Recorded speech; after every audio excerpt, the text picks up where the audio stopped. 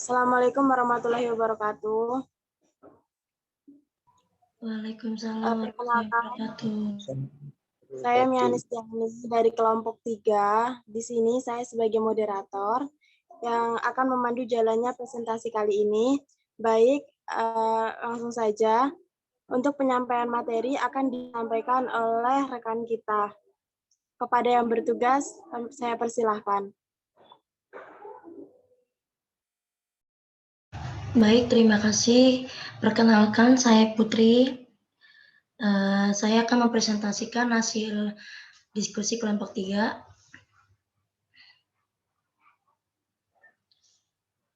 Tentang menelaah jurnal tentang perioperatif kasus trauma dada oleh kelompok 3. Anggotanya yang pertama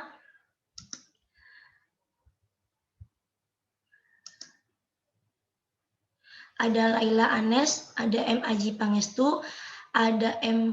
Febianur, yang keempat ada Mianis Tiani, yang kelima ada M. Iksan, yang keenam ada Muhammad Najibullah, yang ketujuh Mustika Ari, yang kedelapan ada Nabila Alwan, yang kesembilan ada Nevalia Kinan, yang kesepuluh ada Niken, yang ke-11 ada Oka, dan yang terakhir ada saya sendiri yaitu Putri. Baik.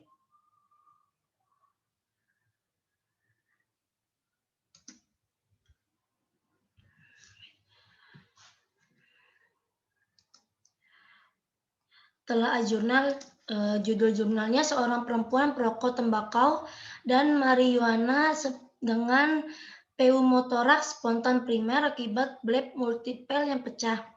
Penyusun jurnalnya Yeni Kumatuti, Isnin Anang Harmana.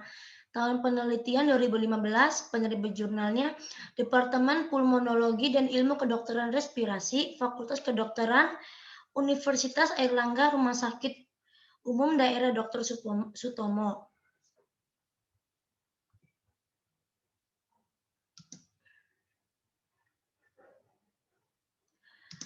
Hasil dan pembahasan perkembangan penderita dibagi menjadi 3 tahap, yaitu yang pertama ada tahap penegakan diagnosis pneumotoraks spontan primer, yang kedua tahap operasi, dan yang ketiga ada tahap operasi.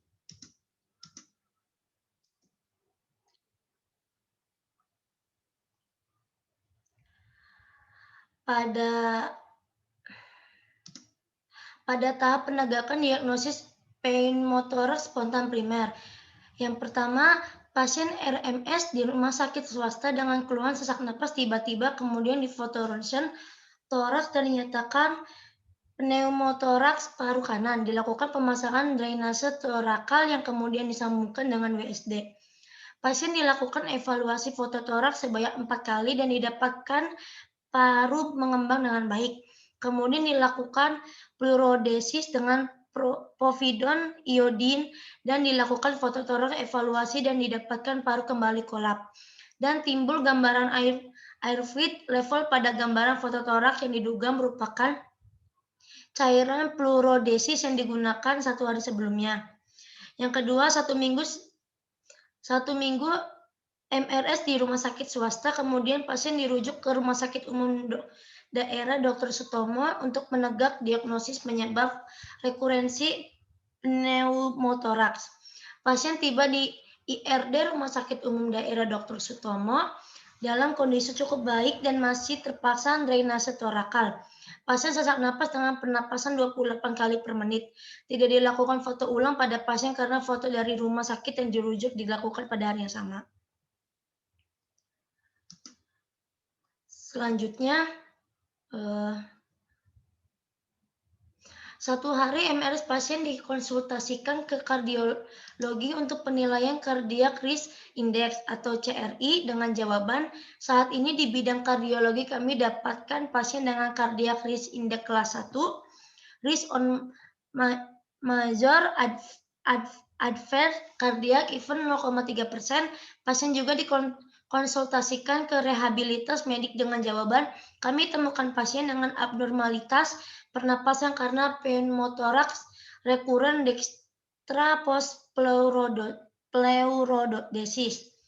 2 hari MRS di Rumah Sakit Umum Daerah Dr. Sutomo dilakukan tindakan torakoskopi pada kafum pleura dengan hasil pleura visceralis dan parietalis tidak tampak penebalan. Di rongga pleura tidak tampak fibrotik band, tampak fistula bronkopleural pada pleura visceralis kanan. Kemudian dilakukan pemasangan chest tube nomor 28. 1 minggu MRS dilakukan pemeriksaan klinik pasien dengan keadaan umum cukup kesadaran kompos mentis dan pasien tidak sesak. Foto toraks evaluasi pre-pembedahan terlihat paru terlihat sudah mulai mengembang bila dibandingkan dengan foto toraks sebelumnya.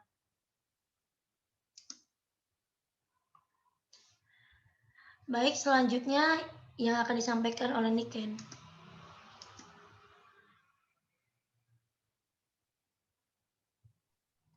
B. Tahap operasi. Operasi dilakukan pada hari 9 MRS, yaitu operasi torakotomi dengan teknik torakotomi kanan klasik oleh divisi bedah toraks dan kardiovaskuler. Pasien dibaringkan dengan posisi left lateral discubitus. Sisi kiri berada di bawah, tangan kanan ekstensi. Pembiusan dilakukan dengan anestesi umum. Lapangan operasi didisinfeksi dengan salvon, povidon, iodin 10% dan alkohol 70%. Kemudian lapangan operasi dibatasi dengan doek kain steril 56, jurnal respirasi. Pol 1 nomor 2 Mei tahun 2015, 53-59 pada bagian tepi dan doek transparan pada lokasi insisi.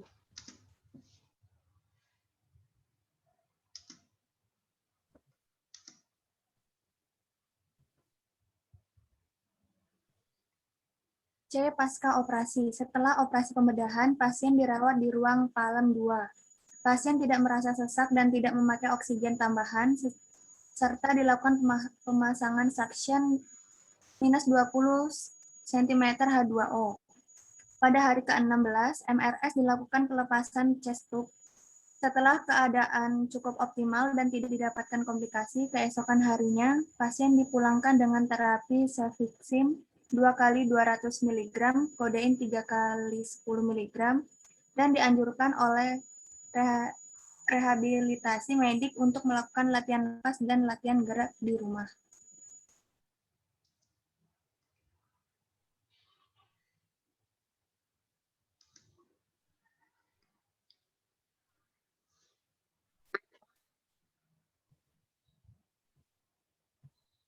Pembahasan.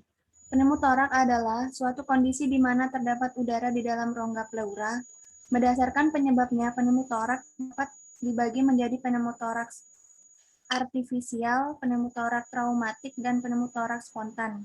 Pneumotorak spontan adalah pneumotorak yang terjadi secara spontan tanpa didahului oleh kecelakaan atau trauma. Pneumotorak spontan dibagi menjadi primer dan sekunder, berdasarkan ada tidaknya penyakit penyebab yang mendasari. Keluhan utama pneumotoraks spontan adalah sesak nafas, bernafas terasa berat, nyeri dada, dan batuk. Sesak sering mendadak dan makin lama makin berat. Nyeri dada dapat dirasakan pada sisi yang sakit, rasa berat, tertekan, dan terasa lebih nyeri pada pernapasan. Merokok merupakan faktor resiko terjadi pneumotoraks. Dari penelitian, didapatkan bahwa resiko terjadinya pneumotoraks akibat merokok, marijuana, dan tembakau sekaligus adalah lebih beresiko dibandingkan dengan hanya merokok tembakau saja. Merokok dengan keduanya akan memberikan efek sinergis yang dalam menimbulkan pneumotoraks. Video asisten torakoskopi surgery atau PATS merupakan prosedur yang dipilih apabila tindakan aspirasi sederhana mengalami kegagalan atau pasien mengalami pneumotoraks rekuren. Bila tidak memiliki fasilitas PATS, open torakotomi merupakan pilihan alternatif yang dapat diambil. Sebaiknya dilakukan transaksi laris torakotomi untuk meminimalisasi trauma. Pada pasien harus dilakukan manajemen postoperatif. Chest tube harus disambungkan dengan suction untuk dapat menimbulkan simfisis pleura. Chest tube dapat dilepas pada hari kedua apabila tidak terdapat kebocoran udara. Pasien dianjurkan untuk membatasi aktivitas yang dapat meningkatkan tekanan intratorakal selama 4 minggu.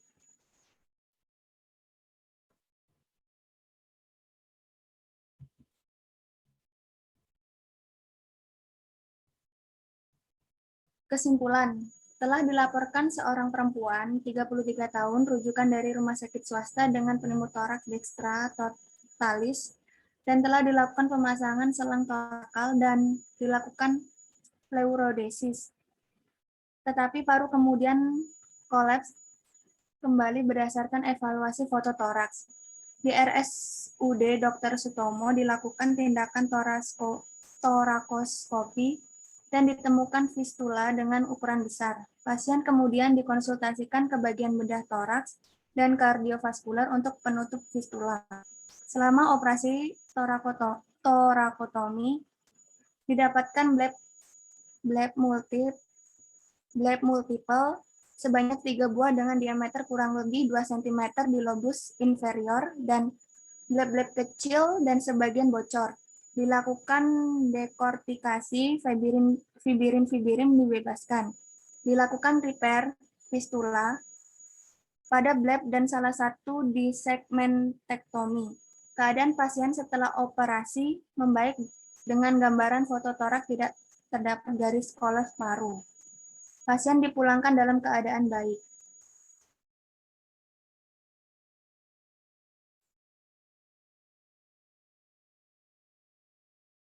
Selanjutnya akan saya kembalikan ke moderator. Baik, terima kasih untuk para pemateri. Demikianlah pembahasan yang telah kami sampaikan. Untuk teman-teman yang ingin bertanya, dipersilahkan.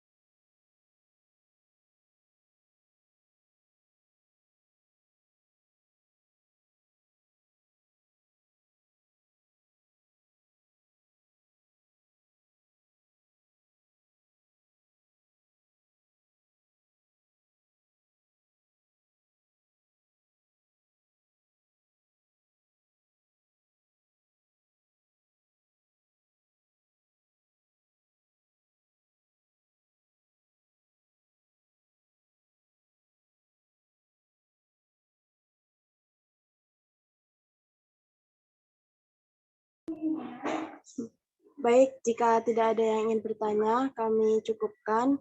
Terima kasih untuk partisipasinya. Assalamualaikum warahmatullahi wabarakatuh. Waalaikumsalam warahmatullahi wabarakatuh.